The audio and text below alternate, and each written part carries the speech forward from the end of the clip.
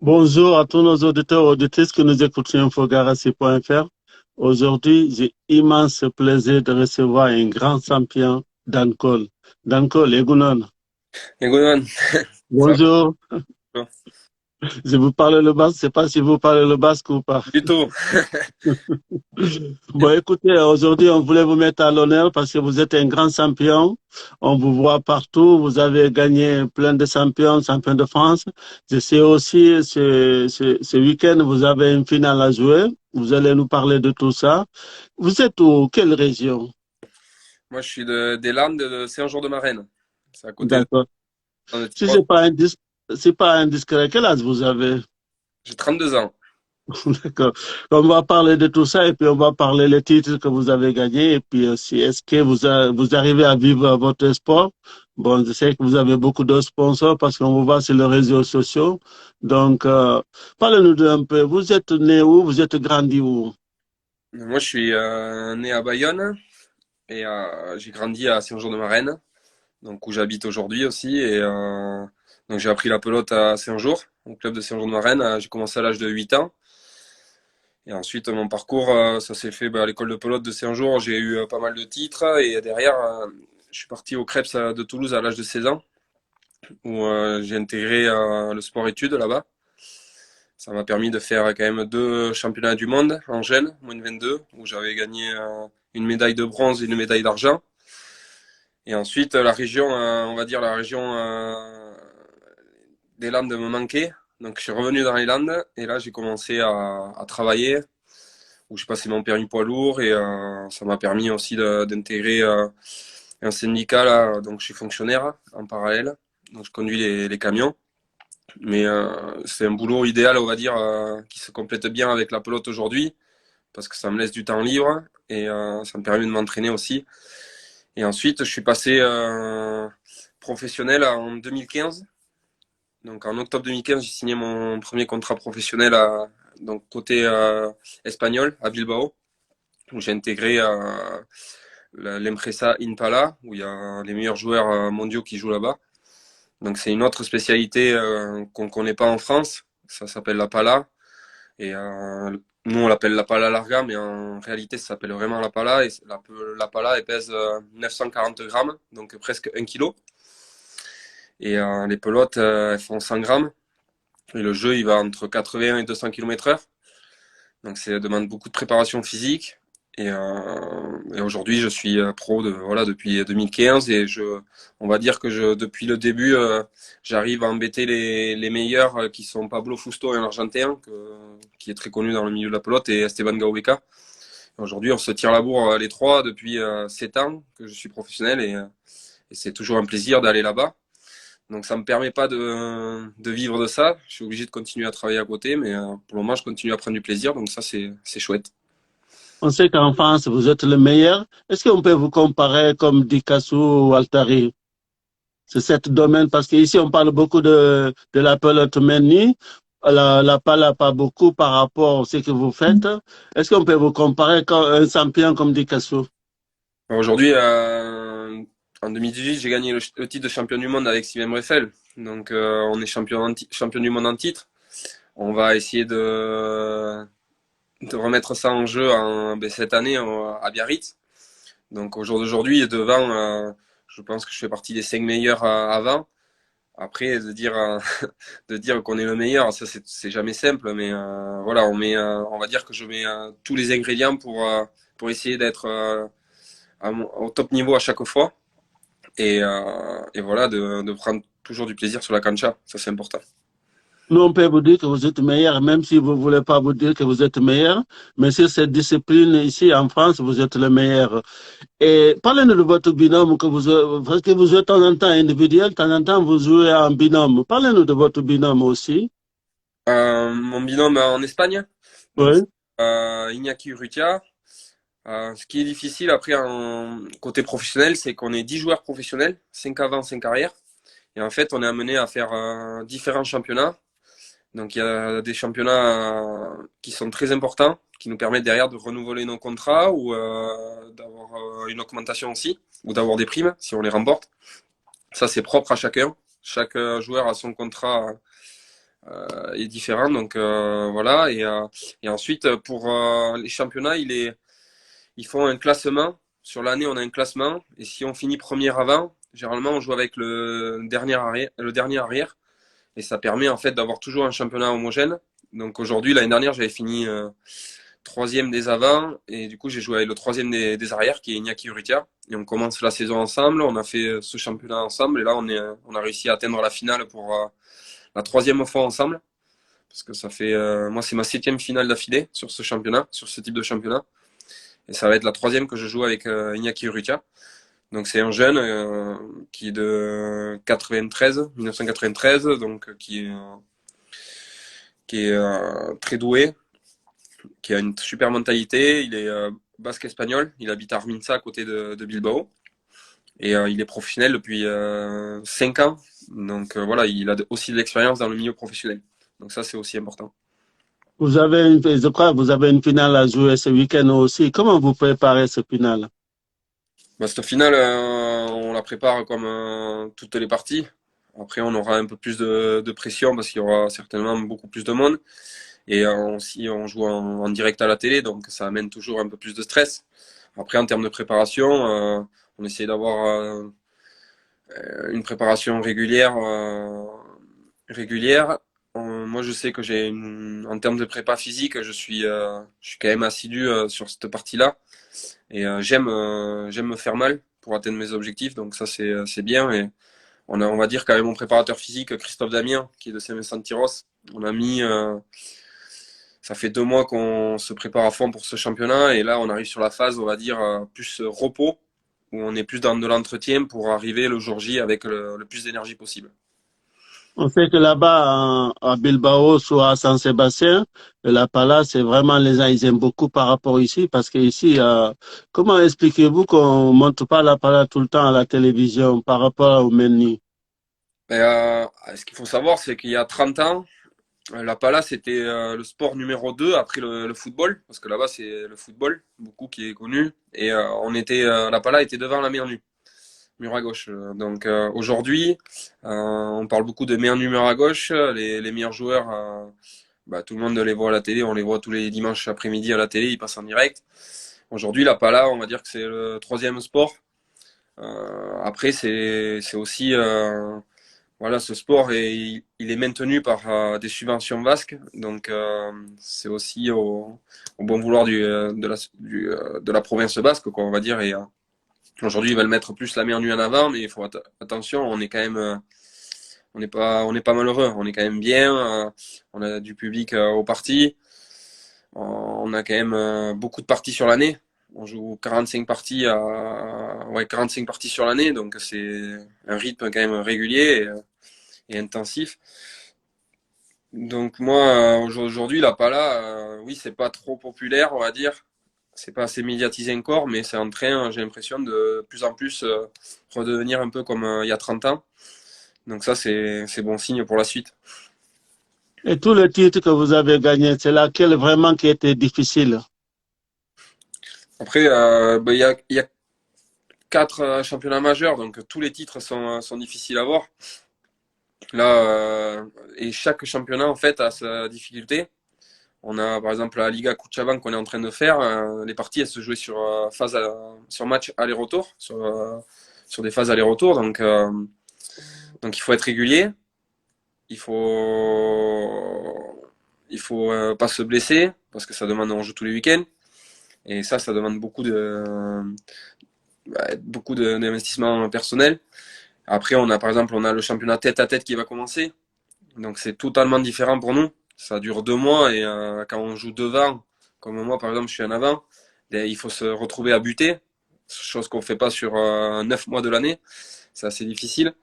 Après, on a un autre championnat qui est l'Open Bishkaya, où là on intègre généralement 2 amateurs qui viennent jouer avec nous. C'est souvent des jeunes qui durent aussi quand même 2 mois et demi. Derrière, on enchaîne une saison estivale qui est intensive parce qu'on va jouer dans toutes les villes autour de Bilbao. Et ensuite, on enchaîne ils appellent ça le mondial par équipe. Donc, c'est notre championnat du monde professionnel. Celui-là, je l'ai gagné dernièrement. C'est à Munguia, on joue dans un autre mur à gauche qu'à Bilbao. Donc le mur à gauche il fait 50 mètres. Et là, ça demande une autre préparation physique parce que ben, le mur à gauche est plus long. Parce qu'on voilà, c'est totalement différent. Donc chaque championnat, on va dire qu'ils sont difficiles. On peut dire qu'ils sont difficiles et ça demande beaucoup de préparation, une préparation adaptée sur chaque championnat. Donc c'est ça qui aussi nous permet de prendre beaucoup de plaisir pour continuer à devenir l'un des meilleurs joueurs, quoi. Est-ce que vous arrivez à jouer en France ici ou c'est tout le temps à Bilbao ou à Saint-Sébastien? Mais l'avantage qu'il y a, c'est avant il y avait Sylvain Breffel avec qui j'ai gagné les championnats du monde, qui était français aussi. Et lui, il a arrêté en 2019. Et ensuite, d'avoir deux Français dans les pressas, ça leur a permis de venir jouer en France. Donc ça, c'était bien. Moi, avec mon club, on a réussi à organiser des parties sur Saint-Jean-de-Maurienne. On a fait venir les professionnels. Et ensuite, en parallèle, euh, moi, je suis beaucoup dans la transmission, le partage avec les enfants. Donc, j'ai créé une société qui s'appelle PPF Sport, où le but, c'était de transmettre ma passion dans un premier temps, surtout au niveau des enfants. Donc, j'ai créé des stages d'été. Les enfants, ils viennent passer une semaine avec moi sur Saint-Jean-de-Maurienne, où le matin, ils font pelote et l'après-midi, ils font multi-activités. Ça dure 5 jours. Et dans cette société aussi, j'ai créé une partie événementielle. Donc j'arrive à monter des parties professionnelles sur le côté français. Là. Et ça, je trouve que c'est bien parce que l'Impresa aujourd'hui, elle aime venir voilà, jouer côté français. Ça, c'est un autre public. Ils voient aussi qu'il y a du monde qui vient aux parties. Donc ça, c'est bien pour nous. Donc oui, on arrive à jouer côté français. Ouais. Ce samedi, c'est quoi la finale, le 14 ou le 15? Le 15, ouais. Samedi Le 15. 15, c'est à quelle heure? Donc la première partie est à 3 heures, à 15 heures, mais c'est en direct. Donc nous, on jouera juste après. Donc il y a une Ah, première d'accord. heure et Ouais, ouais, il y a le plein direct, de parties. ouais, le direct commence à 15 heures. D'accord. On sait que bientôt, c'est le championnat du monde cette année. Ça va être ici en France. Je pense qu'il y a un objectif, non? Oui, complètement. Et, on regarde dans le coin de la tête. C'est un objectif hyper important, surtout qu'on est champion du monde en titre. Donc ça va être une année intensive, mais une année, ça peut être aussi une année très passionnante. Et je pense que l'année, voilà, la préparation commence maintenant. Donc de jouer côté espagnol et de faire des parties de haut niveau tous les week-ends, ça nous prépare quand même pour les championnats du monde. Donc ça, c'est chouette. Et Dan, parlez-nous de votre sponsor, ceux qui vous soutiennent. On sait que là, vous manquez un peu de lumière. Je ne sais pas si la lumière est éteinte ou... Je manque de lumière. Ouais, un peu, oui. Voilà, je pense, voilà, ça va être mieux, là. Voilà, là, je pense, là, ça va être mieux. Bon, J'ai pas, on est en direct, hein, pas c'est ça, excité. c'est le direct, voilà. Donc, non, je dis, parlez-nous de votre sponsor qui vous soutient. Parce qu'on sait que ça, le sponsor, le voyage, tout ça, c'est un peu difficile. Oui, après, tout pelotari, on essaye vu qu'on peut pas vivre de notre passion à 100%, on essaye d'aller chercher des partenaires. C'est pour ça aussi que j'avais créé cette société, pour leur permettre d'avoir du visuel sur des parties en France, parce que de leur donner du visuel sur l'Espagne, ça leur apporte rien à des entreprises françaises. Donc aujourd'hui, j'ai quand même des partenaires fidèles, comme Pascal Sagardia qui est de Irouléguy, qui est de Garassi là-bas, et avec l'entreprise Sagim Immobilier, qui me soutiennent depuis 3 ans. Ensuite, j'ai Intersport Dax avec Bruno Lasaussa qui me soutient. Et après, j'ai des entreprises qui me soutiennent, comme c'est plus des produits pour récupérer. Donc, il y a la marque Elé Sport, qui est basée à côté de Toulouse.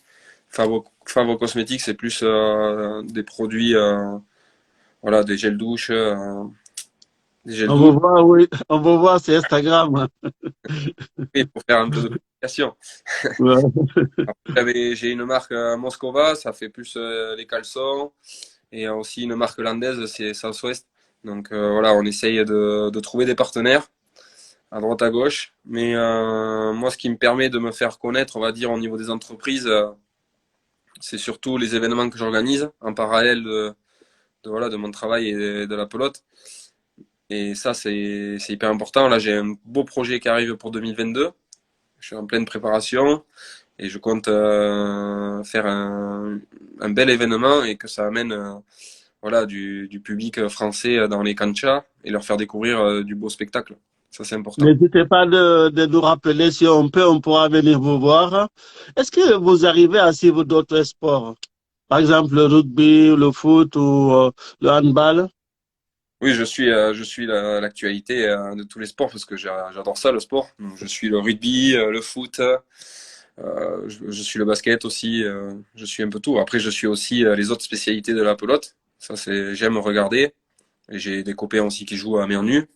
Donc, j'essaie de suivre tous les sports et ça m'intéresse. Tous les sports m'intéressent. Donc, dès que je peux, dès que j'ai du temps libre, je me mets devant la télé pour essayer de regarder les matchs. Est-ce que vous avez un pilote préféré? Honnêtement, non. Non, j'ai pas de pelotari préféré. Avant de passer professionnel, pour tout te dire, c'est que je connaissais pas forcément les joueurs là-bas. J'ai appris à les connaître rapidement, à force de jouer contre eux. Et on va dire que pelotari préféré, non. J'essaye de m'intéresser peut-être à d'autres sports où j'ai un peu plus des joueurs préférés dans d'autres sports, comme par exemple Roger Federer, que j'aime beaucoup. Mais après, pelotari préféré, non, j'en ai pas. Est-ce que vous avez un rugbyman préféré? Rugbyman préféré, là qui me viennent comme ça, non, pas forcément de rugbyman préféré. Après, je regarde vraiment tous les sports, mais j'essaie pas de me comparer à quelqu'un parce que je pense qu'on est tous différents. Après, j'aime bien regarder des reportages de sport comme Tony Parker, où je regarde aussi, j'ai regardé Michael Jordan, tous les reportages qu'on peut voir à la télé, Teddy Riner, les reportages sur les interviews sur Roger Federer, sur Zidane aussi. Tous ces sportifs, j'adore parce que c'est avant tout d'être talentueux, je pense qu'ils ont énormément travaillé et ça c'est hyper important. Et on oublie que voilà le travail pour atteindre des objectifs, il est hyper important. On peut pas Bon, réussir. je vais vous poser quelques questions. Est-ce que vous êtes plutôt au rugby Bayern ou Biarritz? Plutôt Bayonne, ouais. Est-ce que vous êtes en top 14 plutôt Toulouse ou Lyon? Toulouse, Toulouse. Est-ce que vous êtes plutôt rap ou rock? Euh, J'aime bien le rap américain, mais j'aime bien le rock aussi, ouais. Pour en soirée, c'est pas mal. Ok. Est-ce que vous êtes plutôt blonde ou brune? Je suis plutôt blonde, mais j'ai une brune. Est-ce que vous préférez le pizza ou le pâte? Non, les pattes. Est-ce que vous préférez le magret de canard ou entrecôte? Canard. Les Landes. Est-ce que vous préférez bière ou vin? Un bon vin. Ouais, le vin, j'aime. Quand vous étiez petit, qu'est-ce que vous avez vous rêvé? Qu'est-ce que je rêvais quand j'étais petit? Ouais. Euh, Là, comme ça, je sais pas, qu'est-ce que j'aurais pu. Je sais pas, je regardais. Ce qui est sûr, c'est que je regardais souvent avec ma grand-mère les parties de Mernu à la télé. Donc ça, c'est sûr et certain. Je jouais pas à Mernu, mais je regardais les parties espagnoles à la télé, alors que je comprenais rien à l'espagnol. On regardait, ou même le basque, c'était en basque, mais c'était juste pour regarder. Donc peut-être c'était un sixième sens, on va dire, qui m'a mené, qui m'ouvrait les portes vers le passage professionnel. Mais je rêvais pas forcément à quelque chose. Je pense que je me suis laissé porter et voilà, aujourd'hui, je suis très content de mon parcours. Qu'est-ce que vous pouvez vous souhaiter pour dimanche? Pour samedi, Ouais, samedi, pardon. pour samedi, de faire du spectacle et surtout de prendre du plaisir. Je suis vraiment axé sur le plaisir j'entraîne les enfants et à chaque fois je leur dis toujours essayer de prendre au maximum de plaisir sur la cancha. Et généralement quand on essaye de prendre du plaisir, le résultat suit derrière. Donc pour samedi, ben, s'éclater et pourquoi pas, on va tout donner pour remonter sur le podium et sur la première marche. Surtout gagner, parce que si on gagne, on a le plaisir. Exactement. Surtout gagner et passer un bon moment sur la cancha, faire du spectacle pour le public et donner tout jusqu'au dernier point et pour ramener la Chapela dans les Landes. On vous le souhaite. Je voulais vous remercier pour votre gentillesse et votre disponibilité. Est-ce que je pense parce que vous êtes Bilbao quand même, mais vous savez le Milesquer maintenant. Ouais, Vous pouvez, ou si vous parlez autre chose, continuer à parler. Je ne sais pas si dans le land, il y a une autre langue. Je sais qu'à Pau, ils ont une autre langue, mais dans le land, je ne sais pas. Est-ce que vous pouvez me dire quelques mots s'il y a une langue dans le land au Milesquer? non, non, non, il n'y a pas de. Ici, c'est le gascon, mais je ne le parle pas. Donc voilà, moi, ce que je peux dire, c'est Mileshker et un mot que j'ai. L'un de mes premiers mots espagnols que j'ai appris et que j'ai compris très vite, c'est à toper, donc à fond. Donc je serai à fond pour samedi, donc à toper et merci beaucoup, hein. Merci beaucoup d'avoir accepté notre invitation et puis on vous souhaite la victoire. Et on voulait aussi remercier nos auditeurs, tous ceux qui nous regardent et tous ceux qui nous soutiennent. Et tant qu'il y a la vie, il y a l'espoir. Et la paix soit avec vous. Merci beaucoup, Milesker. Mileshker, Agor. Merci.